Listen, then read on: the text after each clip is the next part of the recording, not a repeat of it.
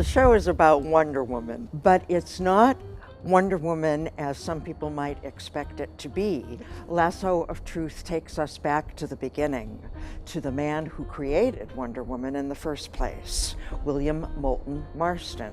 He did so much. He created the lie detector, he created Wonder Woman, and he was this psychologist, and he also had this certain aspect to his personal life that not a lot of people knew about that will be showcased. So we get to see the people behind the creation of Wonder Woman.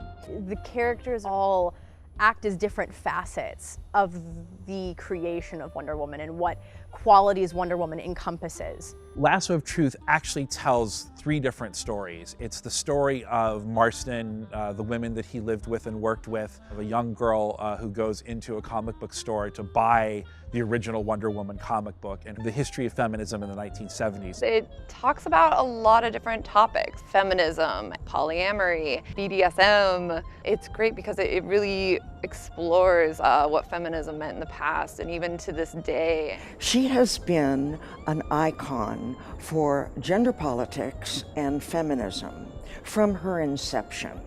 There is a lot of design work that uses comic book panels that represent themes. So we'll have titles that show up like "Meanwhile, later that day," almost looking like a comic book. So it's really an element that just adds to the overall look of the show.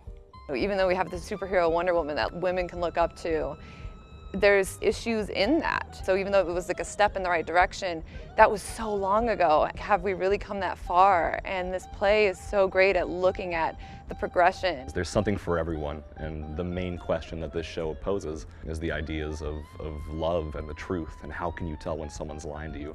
This is a show that I think will really challenge people to think about where creativity comes from and why people create the things that they do. Creation stories are super important. The historical influences as to why they happen and the movements that help create them are equally as important as the pop icon itself.